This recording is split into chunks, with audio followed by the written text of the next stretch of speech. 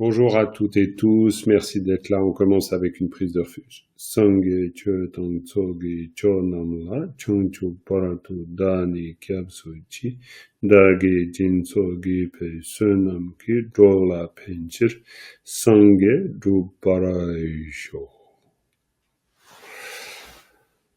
Voilà, alors une prise de refuge parce que bon, c'est vrai qu'on est quand même dans le contexte du tibétain qui nous est utile pour étudier le dharma. Donc on pourrait dire que ça participe de notre construction et développement spirituel, bref.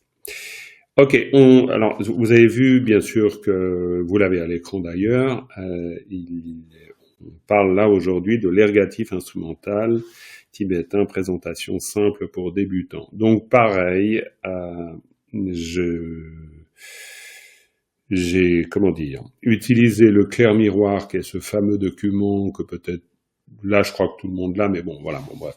Là, du coup, je vous en propose une version condensée.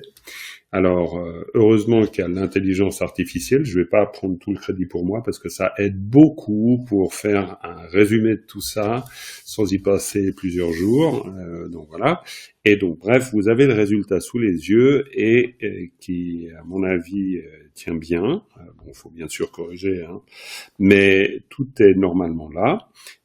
Il y a juste, normalement sur votre, je ne sais pas si le PDF a bien mis les formes du tableau. Là, il y a une petite, bon, je pourrais éventuellement vous le renvoyer parce que normalement, le tableau, on le voit mieux comme un tableau. Bref, ça, c'est vraiment détails. Moi, ce que j'aimerais faire avec vous, vu qu'on est d'accord, on a toujours nos trois piliers. Le premier pilier, c'est une bonne lecture. Le deuxième, c'est quand même un bagage de vocabulaire suffisant pour pas avoir à trop chaque fois redécouvrir la roue. Et puis le troisième pilier, c'est la compréhension des particules. À l'aide de ces trois approches, trois piliers, on peut vraiment aborder un texte tibétain, les mains dans les poches, et relax, et tout en écoutant la radio. C'est un peu exagéré évidemment, mais c'est pas loin d'être quand même le cas. On voit que à force d'études, les choses se mettent en place et on y va progressivement. Et pour le coup, je pense que c'est utile de temps en temps, comme maintenant, de voir cet ergatif instrumental et toutes les autres particules, ne serait-ce que pour prendre en fait contact. C'est un peu comme connaître quelqu'un. C'est-à-dire ensuite dans le texte, si on a le texte, je vous donne tout de suite un exemple. On a notre leçon. Tout à coup, j'ai un doute, mais il me semble que nous étions dans quelle. Non, la leçon 2, non. Pardon, la 3. Ouais, ok, la 3, très bien. Donc, merci. Jiminy Cricket vient toujours à mon secours. Merci, c'est fantastique. Donc voilà, la 3. Non, mais je me fous toujours dedans avec ces numéros de leçons, parce qu'il y en a tellement de tous les côtés, mais bon. Donc voilà, si on est là, est-ce qu'on va trouver un ergatif instrumental? On peut se poser la question, peut-être pas, hein. Est-ce qu'il y en a un dans la première? Là, comme ça, en regardant en gros, est-ce qu'on en trouve un? Il y en avait un, oui. Il y en avait un. Ah ouais, oui, je le vois, je le vois. Alors maintenant, je vous dis pas où il est. Est-ce que vous l'avez vu? Vous l'avez pas vu? Vous l'avez pas vu. Très bien. Non, ok. Alors là, c'est la chasse aux œufs, hein. C'est la chasse aux œufs. Où est l'ergatif instrumental? Eh ben, ok, on reviendra dessus. Est-ce que la deuxième strophe, c'est plus évident? Oui, il y en a. Ouais, il y en a un aussi. Ben forcément, là, Dominique, pour le coup, elle a de l'avance, hein, effectivement, parce que ça fait quand même pas mal de temps maintenant qu'elle se bat avec tout ça. Donc, elle a repéré les œufs. Et petite, il y en a même deux, il y en a même trois, il y en a même trois. J'en vois trois, j'en vois peut-être plus. Alors, c'est intéressant parce que donc vous voyez pas. C'est-à-dire Claudia, Christine, Patricia. J'en ai vu un, je crois. Ah, t'en as vu un, pas mal. Christine Aussi un, peut-être deux. Peut-être deux, très bien. Sophie, est-ce que tu trouves un ergatif instrumental? Je ne sais même pas de quoi on parle. Je viens d'imprimer le document, je vais aller chercher. Ok, pas de souci. Alors, je vais tout de suite.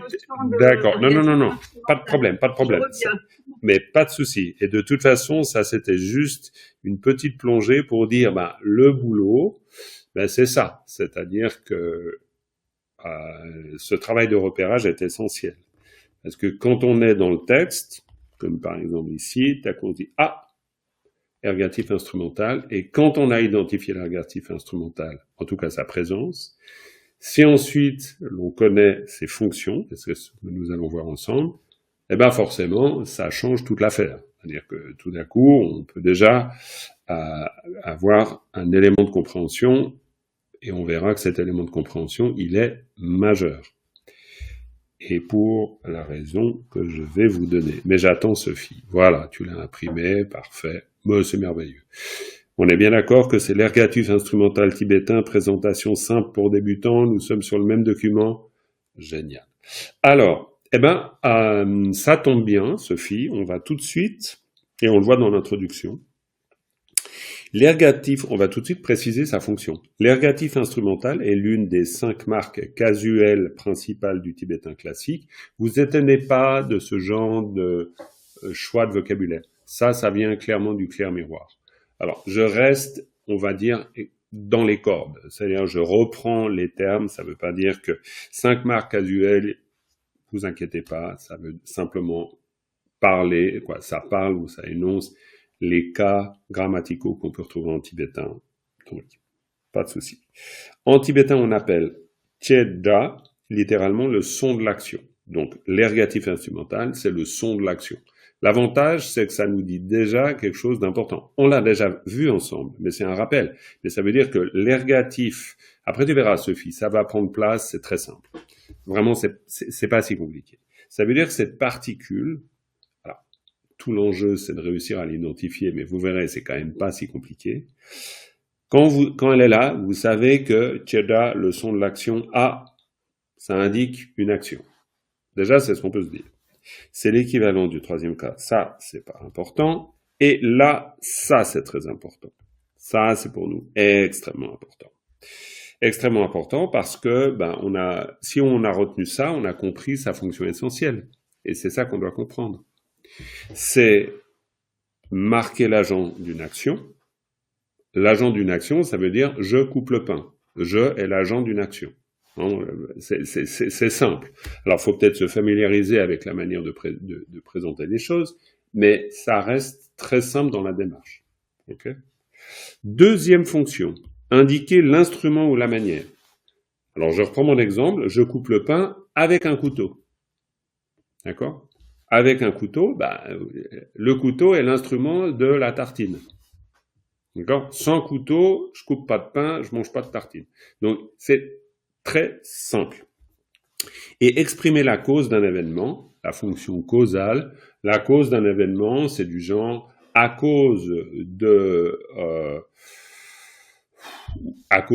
ou grâce. Grâce à l'eau, la plante pousse. D'accord ? Mais du point de vue de l'identification, ça restera simple. Ça, c'est simplement, voilà, on a 3 fonctions. Après, on a les formes. Alors, les formes, simples aussi. Vraiment pas très compliqué. Les formes, à partir du moment où vous voyez quelque chose qui ressemble à ça, c'est-à-dire précisément qui ressemble soit à ça, soit à ça, soit à ça, soit à ça, soit juste le ça à la fin d'une lettre, et on verra. Ça, c'est le travail qu'on fait ensemble ensuite. C'est le travail de repérage dans le texte. Okay ? Ça me permet de rappeler la méthode proposée.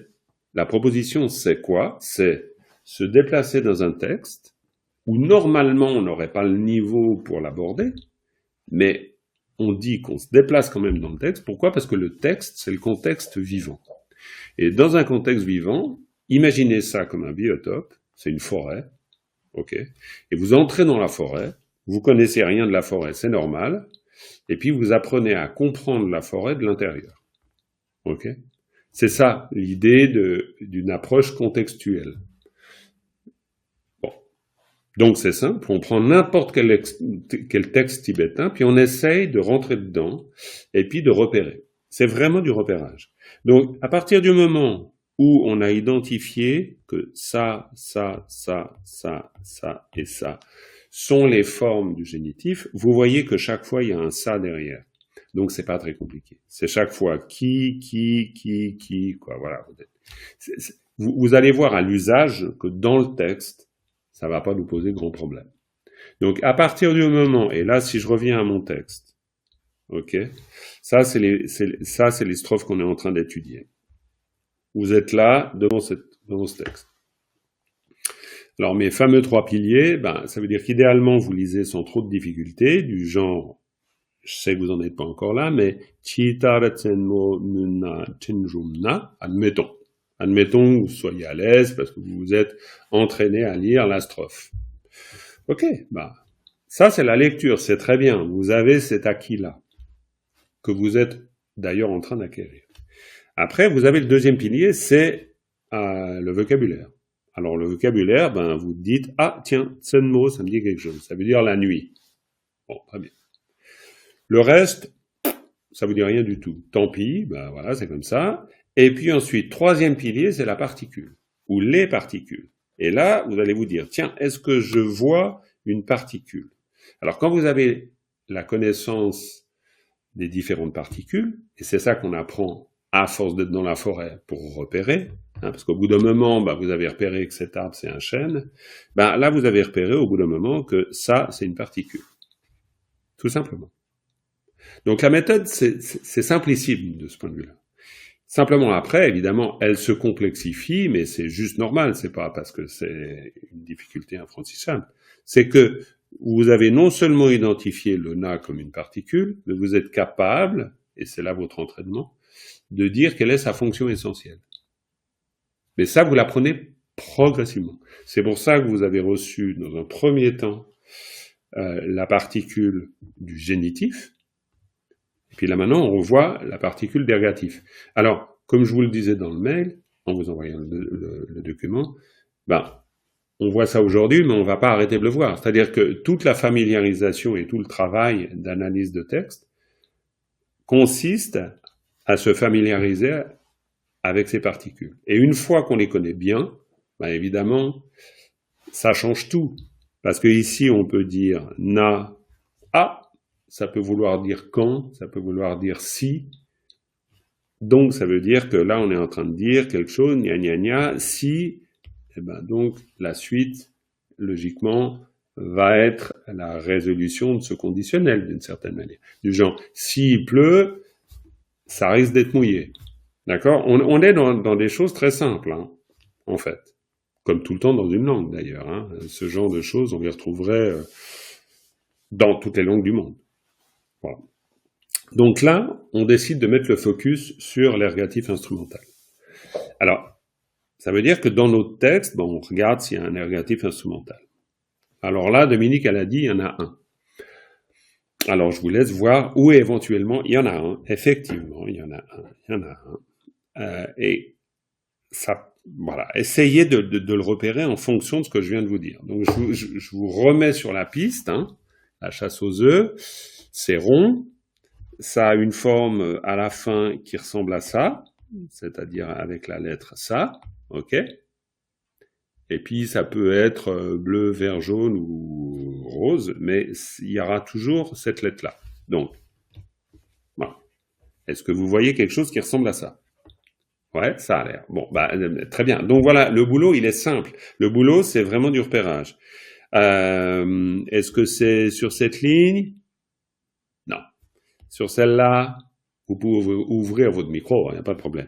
Et sur celle-là, Oui. eh ben oui, bravo, bravo. Et donc, si je fais comme ça, vous me dites stop. Stop. Bravo, c'est bon. Ben voilà, vous avez tout compris. Le boulot, c'est ça, c'est pas autre chose.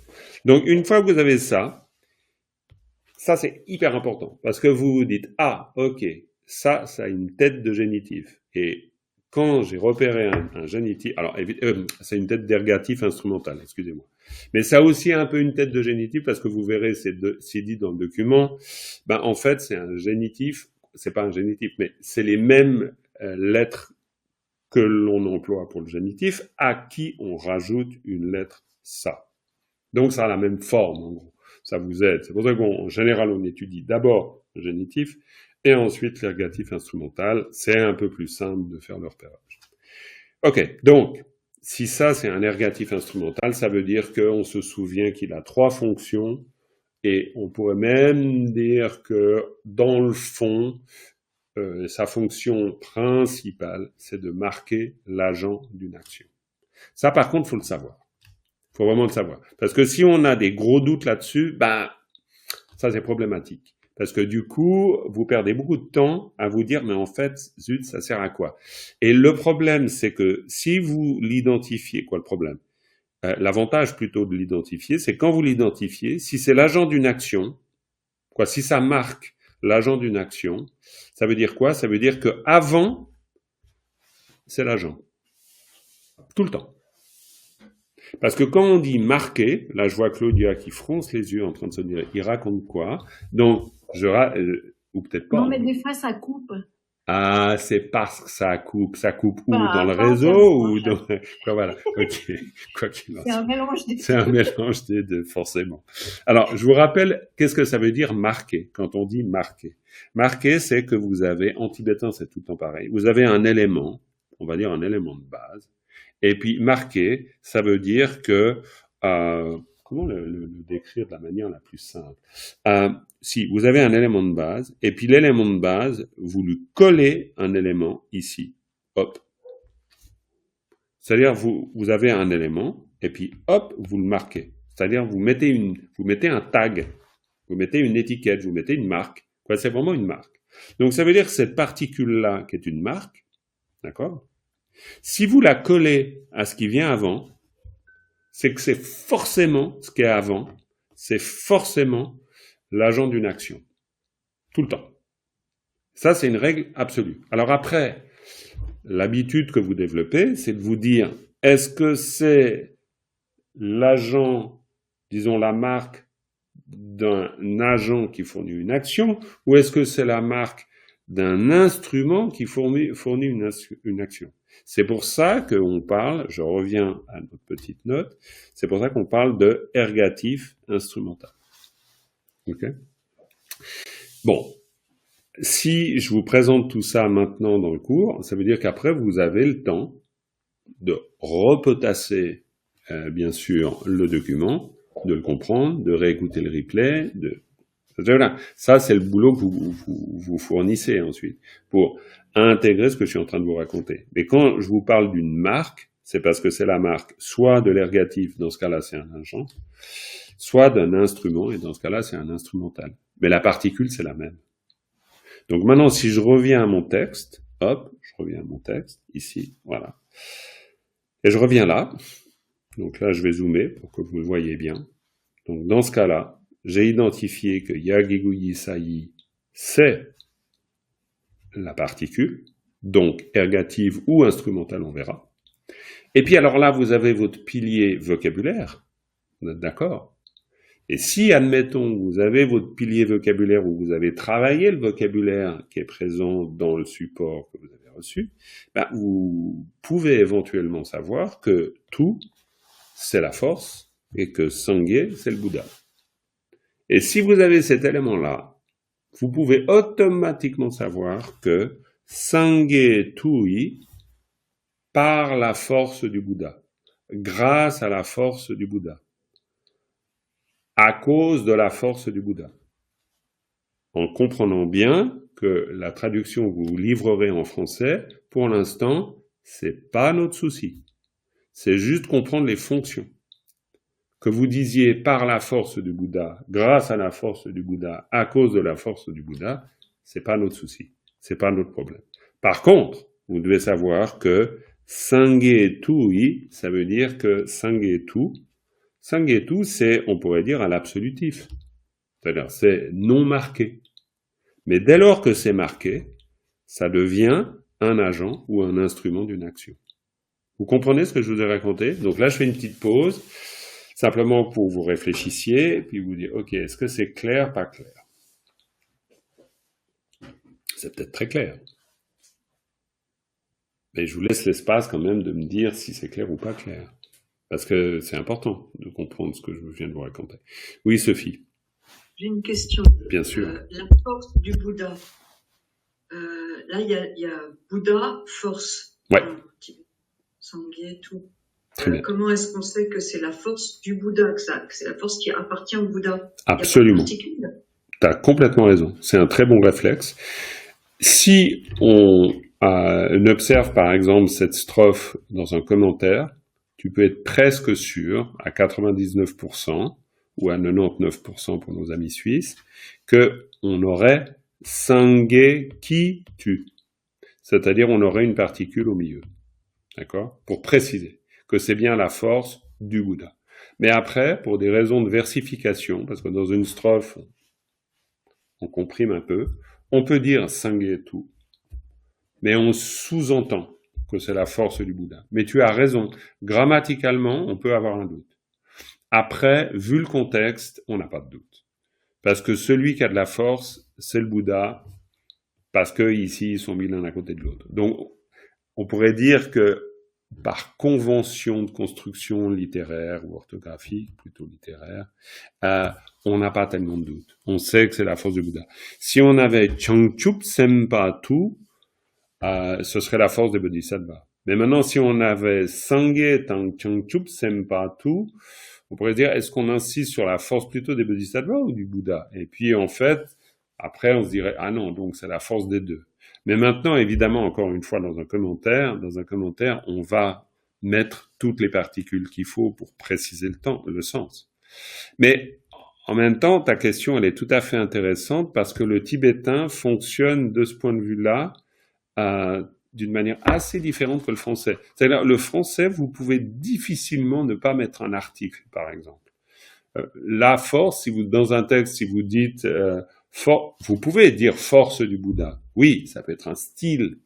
Mais disons qu'en général, l'article, même dans un poème, bien qu'on pourrait peut-être trouver des endroits où force du Bouddha qui s'illumine dans l'espace, sous une forme poétique, vous pourrez à la rigueur virer l'article ou vous avez une certaine souplesse. En tibétain, cette souplesse-là, elle est tout le temps.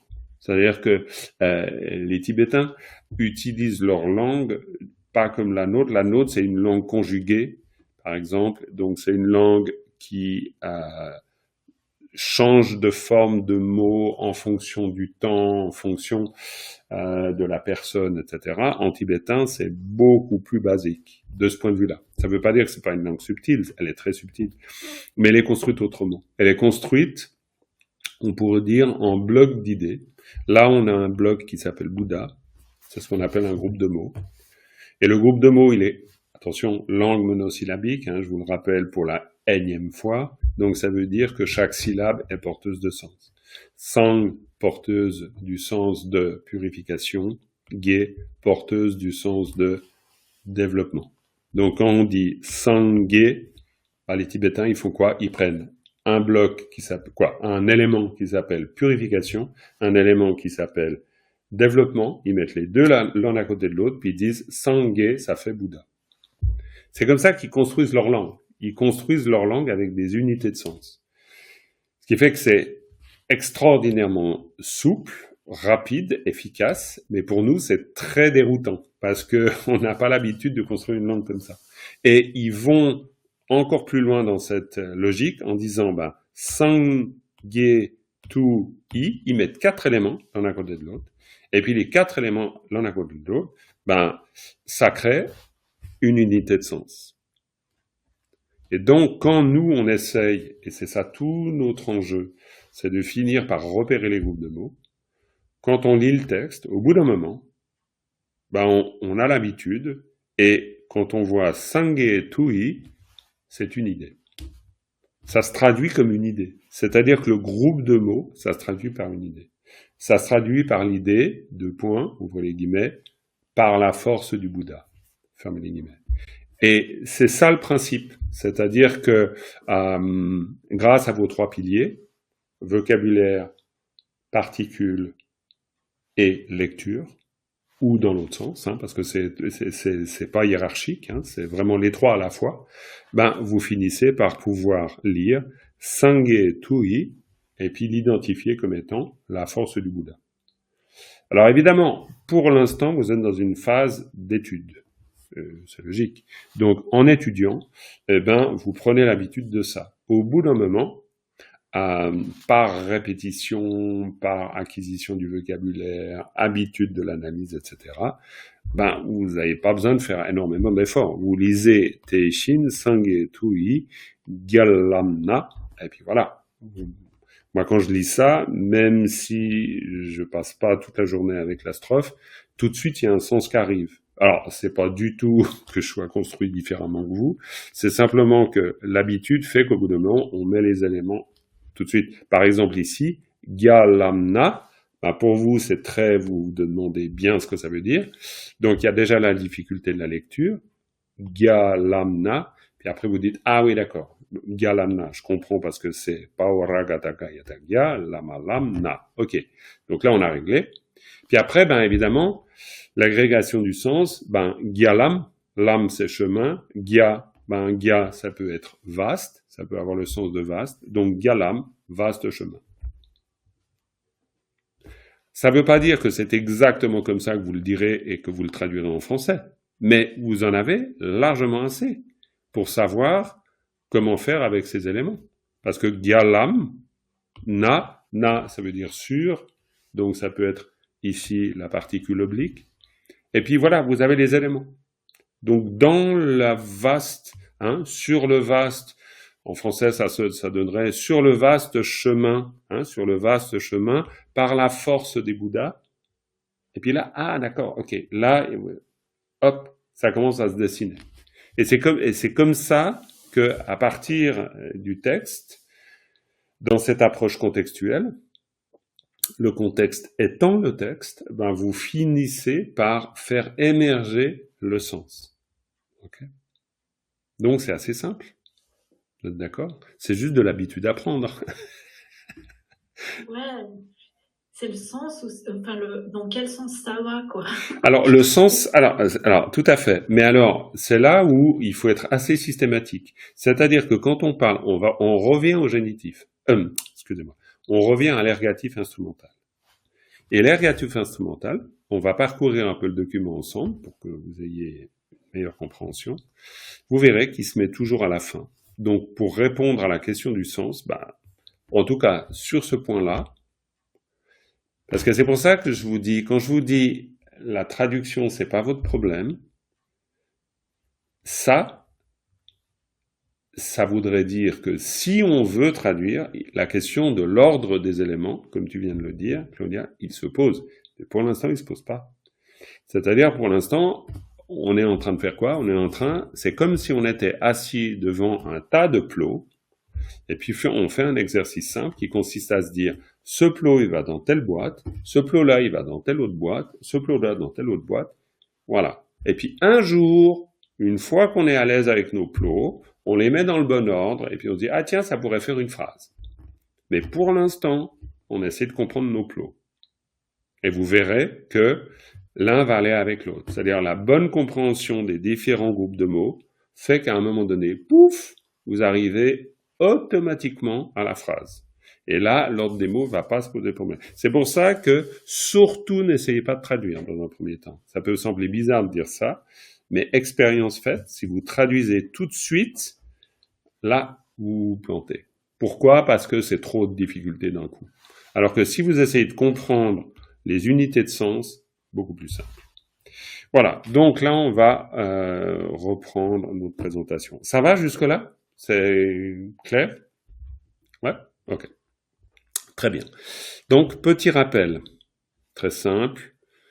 Cette marque, c'est intéressant, ça veut dire cette particule qui reste une marque, on est d'accord. Ça marque quelque chose, c'est une étiquette mise sur quelque chose. Le quelque chose, c'est une particule, excusez-moi, c'est une syllabe, 2 syllabes, 3 syllabes, 10 syllabes. Si vous dites par exemple, l'arrière-grand-père de ma mère qui connaissait bien mon frère, c'est lui qui... D'accord? Donc ça veut dire que vous avez une chaîne de trucs, puis en fait c'est lui qui a fait l'action. Ok? Donc vous pouvez avoir un élément à rallonge grand comme ça avec 15 syllabes dedans, et à la fin vous avez une particule. Parce que vous allez dire, c'est les Bouddhas des 3 temps qui demeurent dans les 10 directions et qui souhaitent agir pour le bien de tous les êtres qui agissent. OK? Mais vous pouvez aussi avoir version beaucoup plus courte. Je coupe du pain. Ben, le principe, c'est le même. C'est-à-dire que vous avez cette marque que vous mettez, et on va le voir après un mot ou un groupe de mots. OK. 3 fonctions. Marquer l'agent, on en a parlé. Indiquer l'instrument ou la manière. Couper avec du pain. Exprimer la cause. À cause de ça, il s'est passé ça. Voilà. 3 fonctions. Ces fonctions, après, vous les repérez dans le texte. Après, les formes. Alors, les formes, voilà, ça, il n'y a pas grand-chose à dire. C'est-à-dire qu'il faut petit à petit l'apprendre, et puis après, vous le savez. Et puis voilà, c'est tout. Après, règle simple. Là, vous avez la règle, hein, d'accord? Donc, dawa saki, namara lagi, kanagi, a, yagiguyi. Voilà. Ça, là, comme vous voulez. Moi, je les connais par cœur, parce que, comme ça, si je dois écrire, je me trompe pas trop. Mais c'est juste pas trop. Et puis, sinon, vous n'êtes pas obligé de les connaître, hein, ces règles. Mais vous pouvez. Vous pouvez. Après, à force de le voir dans le texte, vous finissez par le savoir. Mais c'est pas non plus que vous devez connaître la règle pour comprendre l'usage de l'ergatif instrumental. Là, par contre, j'aimerais bien que ce soit très très clair. La chose fondamentale que vous devez savoir, c'est ça. Ça, c'est la chose fondamentale. Que vous ayez un doute sur cette partie-là, c'est-à-dire, ah oui, attends, voilà, quelle forme de génitif à côté, avec telle lettre, honnêtement, si vous avez des doutes là-dessus, c'est pas grave du tout. C'est pas ce que vous devez savoir en priorité. En priorité, vous devez comprendre la fonction de la particule. OK? Voilà. Voilà, après, voilà. Vous avez différentes notes, vous regarderez tranquillement. Là, vous avez un exemple mnémotechnique, simplement pour vous souvenir de, justement, ces particules. Chumik rani makamna sai nenpe kalatup. Mais bon, franchement, vous regarderez ça tranquille, on n'a pas besoin de passer trop de temps là-dessus. C'est juste une phrase comme ça. Elle a son importance, mais encore une fois, ensemble, on va voir ce qui est vraiment fondamental là. Après, vous pourrez relire le document, retrouver des choses, comprendre plus en avant. Là, on va revenir à ça, c'est très important. C'est les 3 fonctions principales. Donc, la fonction ergative. Alors, la fonction ergative, voilà, on n'a pas besoin même de voir la fin du document, c'est marquer qui fait l'action. C'est en gras. Et c'est pas par hasard que c'est en gras, parce que c'est justement ce que vous devez savoir. Alors là, vous avez un exemple très simple. Nous étudierons la culture, ou le bûcheron coupe du bois. Ça, c'est des exemples qui viennent du clair miroir. Alors c'est facile, parce que prenons le bûcheron, hein, vous n'êtes pas obligé de prendre tous les exemples. Mais de toute façon, le principe, ça sera le même. Shinken, qui, alors bûcheron, c'est Shinken. Automatiquement, vous êtes sûr que c'est Shinken. Pourquoi c'est Shinken? Parce que c'est avant le Kayatakia Giguki Saki. Ça ne peut pas être autrement. Hein, d'accord? On a bûcheron, ergatif, bois, à l'absolutif, c'est à Shin. OK? Puis après, vous avez coupé. Couper, c'est le verbe à la fin.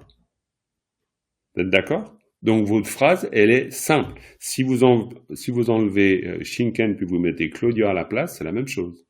Claudia qui Shin che. Point. Claudia coupe du bois. Vous comprenez? Vous voyez l'idée? L'idée, c'est quoi? C'est de comprendre la structure. OK? Je rezoome pour que vous ayez bien la phrase là devant les yeux. D'accord? Shinken, le bûcheron, qui, la marque de l'acteur, Shin, le bois, che, l'action, couper. Ça va? C'est très simple. Donc, ça, c'est ce qu'on doit comprendre, d'accord? En priorité. Maintenant, on n'a pas besoin d'ergoter sur ah oui mais pourquoi Kayatakia Giguki Saki? Pourquoi c'est pas Kayatakia Giguki Saki? Familièrement entre nous, on s'en fout. Pour l'instant, on s'en fout. c'est dit de manière un peu familière, mais pourquoi? Parce que c'est pas notre priorité. Notre priorité, c'est de comprendre que si j'ai Shinken ou n'importe quel autre mot, c'est-à-dire Claudia, voiture, couteau, Robert, qui vous voulez, plus la marque Kayata Kagebuki, ce qui est avant devient l'agent de l'action. Point. Ça, vous devez le savoir. Quand je dis vous devez le savoir, c'est-à-dire il n'y a pas de doute là-dessus. On peut s'appuyer sur cette connaissance d'une manière ferme et stable. Ça, vous devez le savoir. Donc, une fois que vous le savez, c'est relax, vous vous détendez et main dans les poches. La seule chose à connaître, c'est Shinken, éventuellement. C'est pour ça que je vous dis le pilier vocabulaire, vous en aurez besoin. Plus vous avez de vocabulaire, évidemment, plus vous pouvez comprendre la phrase. Mais en même temps, le vocabulaire, c'est progressif. Là, on apprend à partir de strophes classiques, du Bodhisattva, voilà, donc on apprend le vocabulaire dont on a besoin et dont on se sert dans le contexte du texte. D'accord. Donc maintenant, il n'y a pas besoin non plus de connaître 2000 mots de tibétain.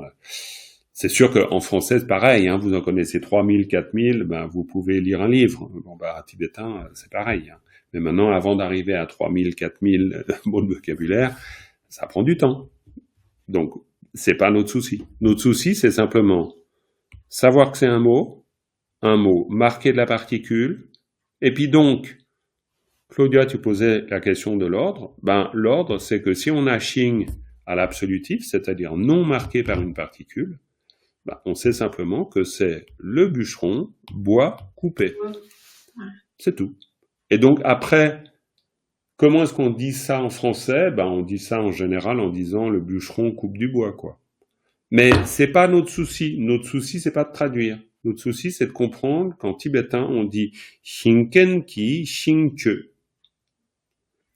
Alors, en vous disant ça, c'est une manière de vous dire lisez à haute voix.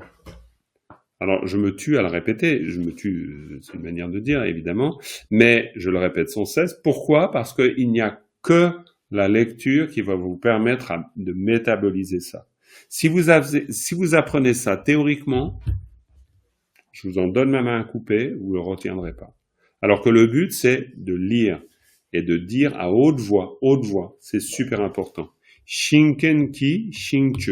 Mais si vous voulez utiliser autre chose que Shinken, vous utilisez autre chose que Shinken. On a vu Sangye, on a vu Sangye là, le Bouddha. Sangye ki Shingche, le Bouddha coupe du bois. Voilà, dans un sutra, vous pouvez très bien trouver le Bouddha qui coupe du bois.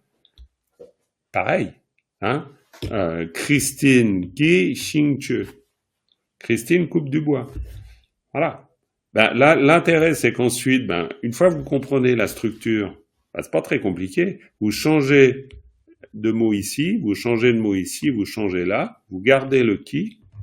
Ok, la forme varie, on est d'accord, mais on va pas se compliquer avec ça. Puis vous pouvez dire, je sais pas, Dominique lit un livre, parce que ça sera Dominique, livre, lire. Pareil. La structure sera toujours la même. Tout le temps. Ok? Donc après, si vous voulez dire à la fin, vous voyez quelqu'un, vous dites, il est en train de laver la table. Alors évidemment, quand vous vous dites, oula, comment on va dire ça, mais c'est de la folie, il est en train de laver la table. En tibétain, c'est simple, c'est il, acteur, table, laver. Point. Donc il n'y a pas besoin de même dire en train, ni bon. Hop, vous dites juste ça. Après, vous verrez qu'évidemment, on peut éventuellement mettre un auxiliaire pour préciser quand il l'a lavé, mais c'est pas ce qu'on doit apprendre pour l'instant. C'est vraiment juste apprendre la structure basique de la langue. Ok? Mais c'est une structure basique, mais c'est une structure utile. C'est pas que la structure basique, là par exemple, si vous mettez pas d'auxiliaire du genre il a lavé la table ou il lavera la table, ça vous empêche pas de comprendre en tibétain. Étonnamment. Parce que c'est une langue très fortement contextualisée. C'est-à-dire le « il est en train de »,« il lavera ». Nous, on est dans une langue conjuguée, donc on doit tout préciser dans une langue conjuguée.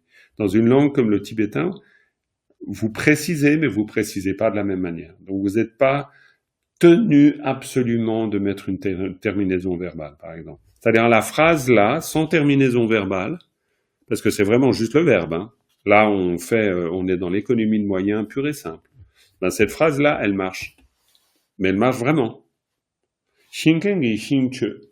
Vous dites ça à un tibétain, il se dit pas, tiens, bizarre, il a oublié plein de mots dans le passage. Non, non, pas du tout. Vous avez dit exactement ce que vous deviez dire. Ok? Donc voilà, c'est très simple.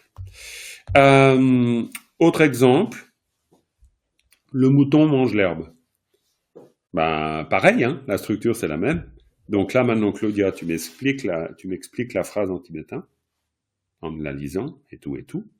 Alors, Luke, Guy, Ratsata, Wazul. Ratsatatsa, c'est parfait. Ratsatatsa, Wazutsa. Bravo. Et, oula, j'ai un blanc. J'ai un blanc. Cha. Non, ça. Non, ça. Ça. Ah oui, Non, ça. Juste ça. Hein, voilà. Donc c'est pour ça que là, tu viens de te confronter au premier pilier, c'est la lecture. Donc c'est clair que si vous avez une lecture facile, ben Lugitsasa. Déjà, il n'y a pas de doute là-dessus. C'est pour ça que la lecture, vous pouvez pas y couper. Hein. La lecture, reconnaître les lettres. Voilà. Après, ok. Admettons que ça soit clair. Lugitsasa. Alors là maintenant, comment tu en arrives à le mouton mange l'herbe? Bon, tu as tout écrit, mais il faut refaire le chemin. Donc, Guy, en fait, ça veut dire que ça désigne l'agent, enfin non, pas le... Oui, ça désigne l'agent. Exactement, c'est l'agent, c'est l'agent. Prenons l'habitude de dire l'agent. Ça désigne l'agent. Donc, qui est l'agent? Eh ben, c'est Luke, c'est le mouton. Eh, parfait, c'est le mouton. Voilà. Et puis, l'objet de l'action, c'est quoi? C'est mange l'herbe. Non, donc, c'est l'herbe. Ah oui, l'herbe, ouais. Et mange, c'est le ça, alors. Ouais, et l'action, c'est quoi? L'action, c'est mange. Exact. Voilà. Donc voilà, la structure, elle est très simple. Hein, et donc, tu redis la phrase en tibétain. Luki, ça. Voilà. Et puis maintenant, tu l'as dit en comprenant ce que tu es en train de dire au moment où tu le dis. Luki, ça. Et tu l'as compris au moment où tu le disais? Presque, mais pas entièrement. Alors encore une fois. Luki, ça. Tu l'as mieux comprise? Je peux le refaire encore. Ben, bien sûr, tu le refais encore. Luki, ça. Et là, c'est bon? Ouais. Parfait. C'est exactement comme ça qu'il faut travailler. C'est-à-dire, la lecture, elle vous permet de checker si vous êtes en train de dire quelque chose, vous comprenez. C'est vraiment important. Et la lecture à haute voix. À haute voix, s'il vous plaît, s'il vous plaît, s'il vous plaît. Tout le temps à haute voix. Parce que l'audition, elle va participer de votre compréhension. Lugit ça. Parce qu'après, tu dis, le mouton mange de l'herbe. Alors, mange, nous on dirait, le mouton mange de l'herbe, le mouton mange l'herbe. En tibétain, il n'y a pas besoin. Il n'y a pas de, L, apostrophe, on s'en fout de tout ça. Lugit ça. Point. Terminé. C'est une langue, de ce point de vue-là, c'est beaucoup plus simple. Mais pour nous, ça nous complique la vie, parce que vu qu'on est sans arrêt en train de traduire à partir du français, c'est ça qui nous complique. Et encore une fois, on n'est pas en train de traduire. On est juste en train de comprendre comment les Tibétains, eux, disent les choses. Lugit ça. Voilà, très bien. Puis alors là, évidemment, l'ouvrier construit une machine, ça nous semble, en fait, non, c'est la même chose. Donc, Christine fait le même boulot.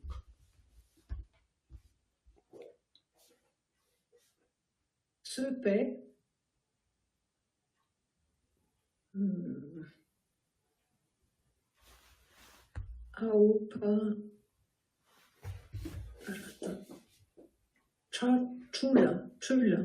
Tul. Ao paratata shapyu tula tul. Tous les jours, une petite ligne. Tulkor se. Ce ou so? So. So, c'est mieux. Tout à fait. Et ici, ao kanaro kora kor. Tulkor. Hein? Tulkor. Tulkor. Kor, kor. Kara, kanaro ko. Ko, Ko. ko. Korso. Hein? Tulkoroso. Sepe tulkoroso. Redis. Sepe tulkor so. Très bien. Alors, ici, c'est qui l'agent? So. Ça, tu veux dire? Le premier. Ah. Alors, est-ce que c'est so ou est-ce que c'est sopa? Sopa. Ah oui, c'est beaucoup mieux. Donc, l'agent, c'est sopa. Et pourquoi tu dis que c'est l'agent? Parce qu'il y a le ça après le pas. Yes, bravo. Donc, nous sommes d'accord que le qui ou le ça, c'est la même chose. Ok? Oui. C'est pour ça qu'on parle du ergatif instrumental comme une particule morphologiquement variable. C'est ça qu'on veut dire. C'est la même sous une autre forme. Là, elle est déguisée en qui, là, elle est déguisée en ça. Mais c'est la même. Elle a juste changé de bonnet. Dessous le bonnet, c'est le même. Ok? Très bien. Donc, l'agent, c'est sopa. Très bien. L'action, c'est quoi? Construit. Et là, en l'occurrence, dans la phrase, c'est quoi? Alors, Chul. Non. C'est so. Ok. Parce que ça peut pas être tul. Parce que, en fait, l'acteur, il est là, et l'objet de l'action est toujours là. Ok. Dans ces exemples simples. Hein. Mais, tu vois le truc? Donc, Oui. l'agent, l'objet de l'action, l'action. C'est exactement la même structure qu'ici. Hein? L'ouki, c'est l'agent. L'objet, c'est l'herbe. Ça, c'est l'action. Manger. Lugi tsasa ou sepe tulkoroso, c'est la même chose. Donc là maintenant, pareil, tu vas lire la phrase et tu vas essayer de la comprendre en la lisant. À haute voix, bien sûr. Sope tulkor so. Tu l'as comprise? Maintenant, oui. Alors, redis-la. Sope tulkor so. Encore une fois, juste pour le plaisir. Sope tulkor so.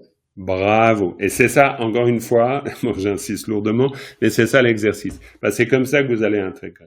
C'est de vraiment faire l'exercice d'analyse, de compréhension et hop, d'intégration. Super important. D'accord? Tulpe, sepe, tulkoroso. Ok, très bien. On continue. Et Sophie, ça te tente?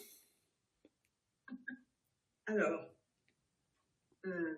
ka yatakia giguki sa ki. Qui? Absolument. Ensuite, ra shakyuru sa ru. Pa ou wa. Il va falloir choisir. Allez, wa. Non, Non, pas.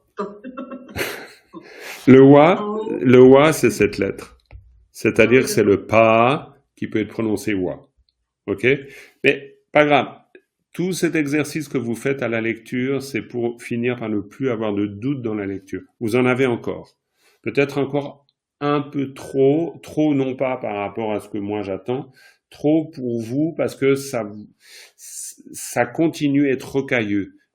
Oubliez pas de vraiment une ligne par jour. Alors, bon, d'accord, on a tous 15 milliards de choses à faire et même une ligne, ça peut être beaucoup. Mais c'est vraiment l'entraînement faire qu'il n'y ait pas de doute. C'est-à-dire qui, je pas, et ensuite.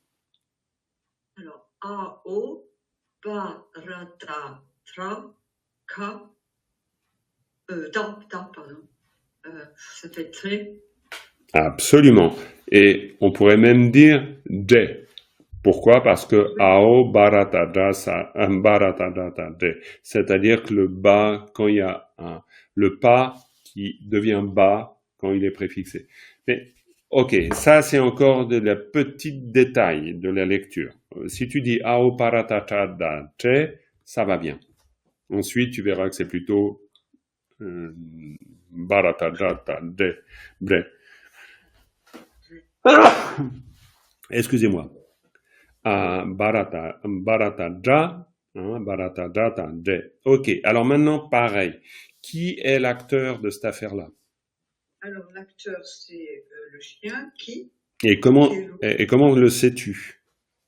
Parce qu'il y a une particule, c'est le pas, du coup. Ah, ça m'intéresse, ça. Attends, c'est le... Il faut que je retrouve le tableau. Alors, c'est le rat... Ah non, t'as pas besoin de retrouver le tableau. Là, on est dans le contexte, hein. Le contexte te le dit, hein. Si c'est le chien, il y a un élément.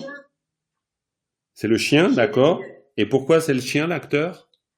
Parce qu'il y a la particule derrière. Normalement. Exactement, elle est là.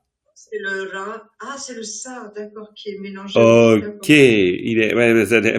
voilà, on est d'accord. Mais c'est pour ça que c'est intéressant. On a beau l'avoir dit avant, c'est-à-dire, je l'ai dit avant, c'est-à-dire ça marque l'acteur, c'est directement après, et c'est logique, on a oublié. Mais non, si le qui, c'est-à-dire c'est le chien qui ronge l'os, ça veut dire que kayata kagiguki, le chien, c'est kayata kagiguki. Ici, c'est le chien acteur, donc kayata kagiguki sa ki. Mais le chien non acteur, c'est-à-dire l'os ronge le chien, ce qui est évidemment aberrant, d'accord? Dans ce cas-là, il faudrait inverser les positions.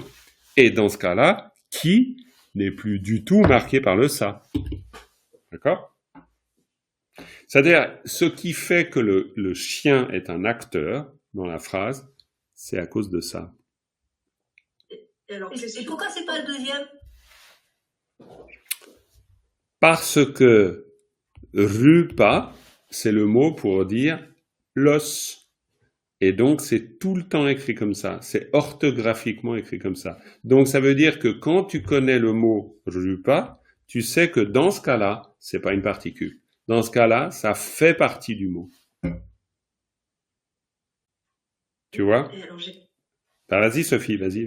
Oui, j'ai une chose que j'ai toujours pas intégrée, c'est pourquoi la particule parfois est à la fin du mot et parfois elle est séparée. Tu l'as dit, mais j'arrive toujours pas à intégrer le... Pas de problème. On reprend alors, dans ce cas-là, le O.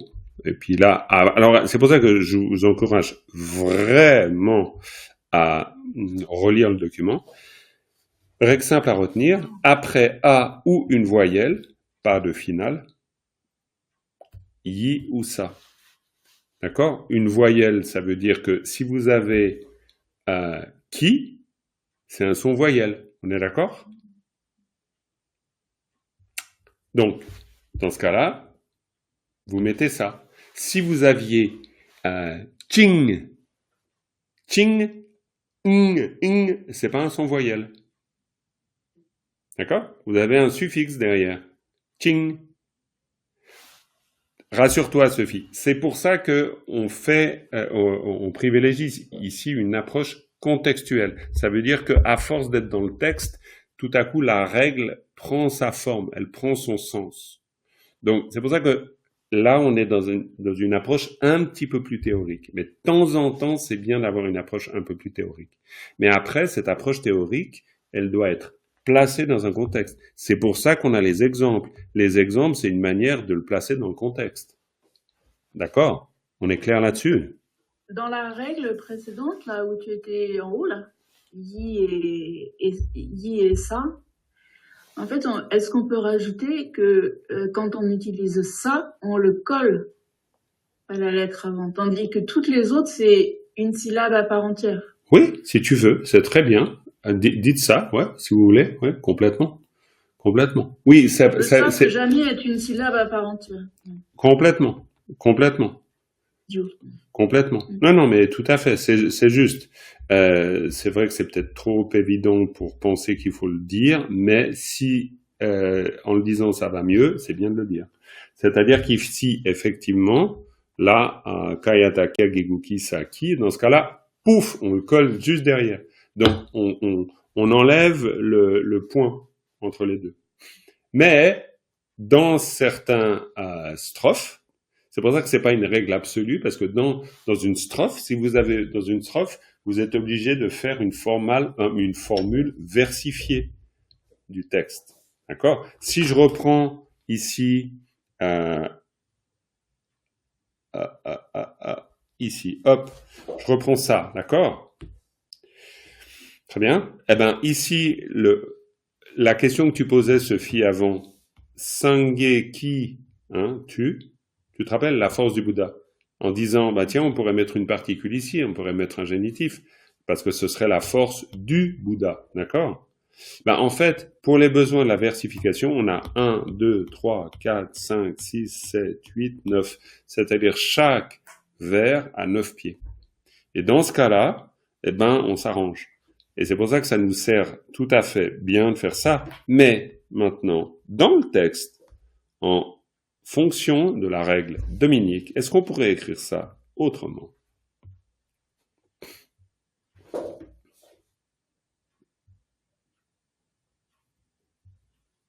Faut ouvrir le micro. Pardon, on pourrait écrire tu, c'est-à-dire en fait coller le sa au ta, chapkyu, tu. Mais bravo, on pourrait écrire Mao, ta, chapkyu, tu, sa, tu. On est d'accord? Les deux sont exactement les mêmes. Là, Claudia, je t'ai perdu.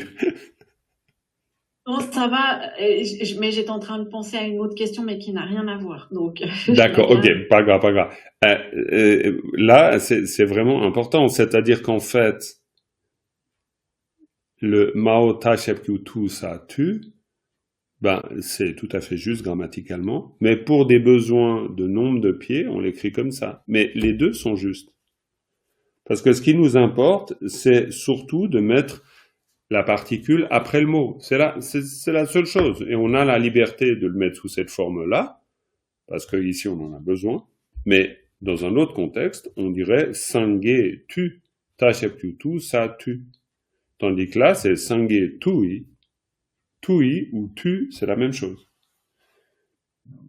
Bon, peut-être que là, pour l'instant, ça fait trop. Mais c'est pas très grave, quoi.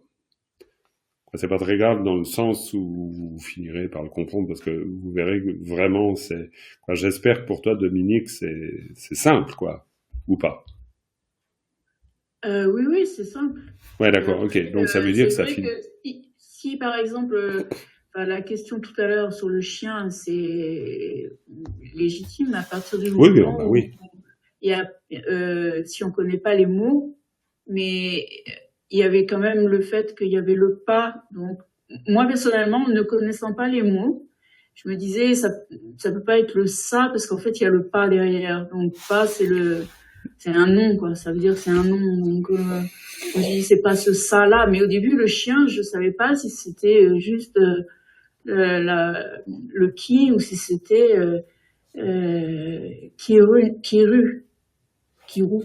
Oui, au début, je savais pas.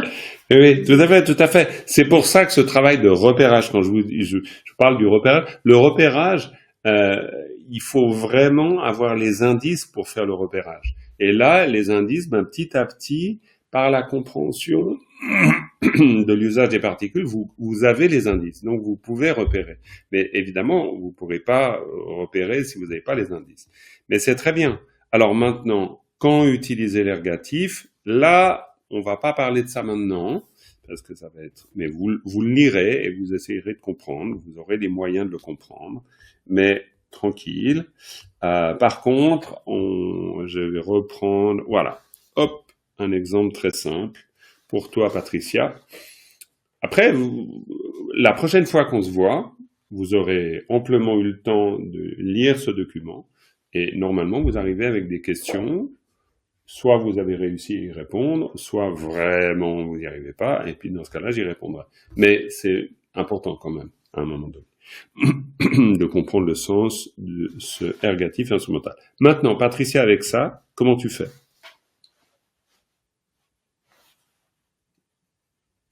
Je le lis? Ben ouais, bien sûr, tu vas l'analyser, tu le lis, tu essaies de savoir où est la particule, qui est l'instrumental ou l'agent, etc. Pareil. D'abord, tu le lis. Tare. Bravo. Xing. Tse. Tse, c'est mieux. Pardon, j'avais vu Xing Tse. Très bien, très bien, très bien. Alors maintenant, en l'occurrence, ici, on parle plus d'agent, on parle d'instrument. Mais c'est le même principe, hein. C'est le même principe. C'est le même principe. Donc, qui est, on peut dire l'agent, mais qui est l'instrument pour être plus précis?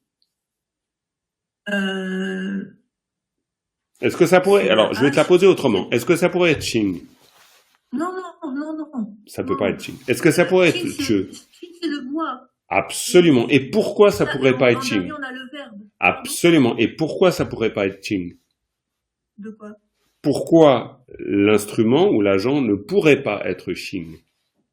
Parce que c'est la structure de la phrase qui le veut. Non. Non. Parce qu'on a le ça devant. Exactement. Et le ça devant, il indique que ce qui précède, c'est l'instrument. Bravo. Et que ce qui suit, c'est donc l'objet. Absolument. Parce qu'on pourrait très bien avoir tare shingi. Tu peux avoir de suite, hein. Tu peux avoir. C'est pour ça que ça me permet de revenir au fait que l'instrument ou l'agent, c'est une syllabe ou un groupe de syllabes marqué après par la particule. Ok? C'est juste, ça semble peut-être évident, mais c'est pour ça que Xing ne peut jamais, là, dans cette phrase, être considéré comme l'instrument ou l'agent. Car cette syllabe-là n'est pas marquée par la particule. Laquelle est marquée par la particule? Le précédent, ce qui précède. Alors, est-ce que c'est juste ré ou c'est ta? C'est tare. Bravo, la H. Très très bien. Absolument. Donc c'est tare, et vous voyez qu'ici, c'est un groupe de syllabes. C'est ta et ré. Les deux, bien sûr Claudia, pas de souci, bonne journée. Donc la H, tare, c'est les deux syllabes à la fois.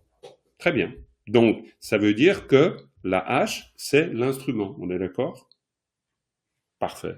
Et l'action, c'est évident, mais c'est toujours bien en disant Tche. Coupé. Donc maintenant, tu lis la phrase et tu comprends la phrase en la lisant. Tare, Xing, Tse. Impeccable. Tu la comprends quand tu le dis? Ah oui? Très bien. La structure est claire, là. Parfait.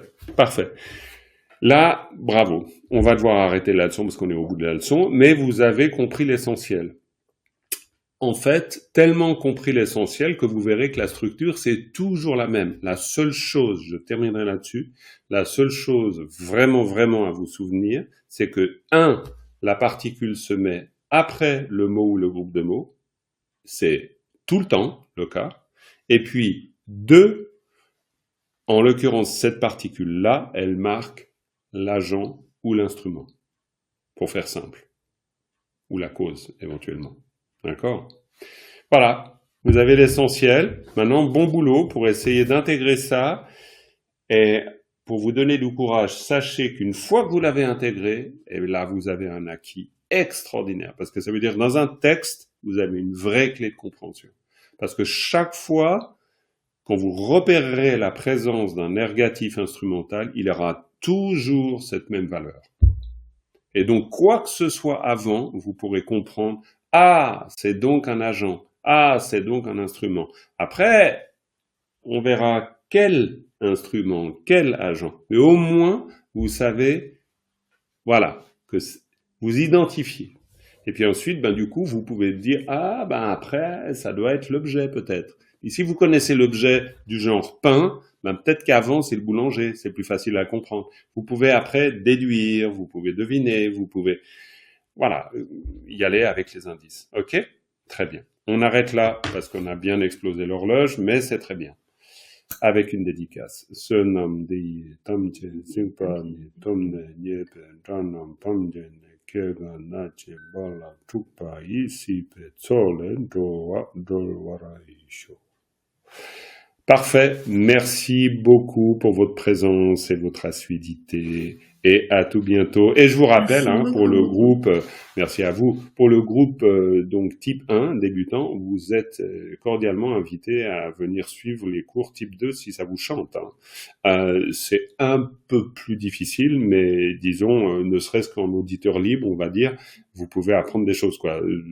C'est vraiment, ça a été conçu comme ça, le groupe type 1. Parce que voilà, c'est difficile pour moi de faire un cours chaque semaine pour des histoires de planning, mais par contre, vous avez la possibilité de continuer à apprendre de cette manière. Ok ? Voilà. Bonne fin de journée. Portez-vous bien. À bientôt. Merci. Au revoir. Merci beaucoup.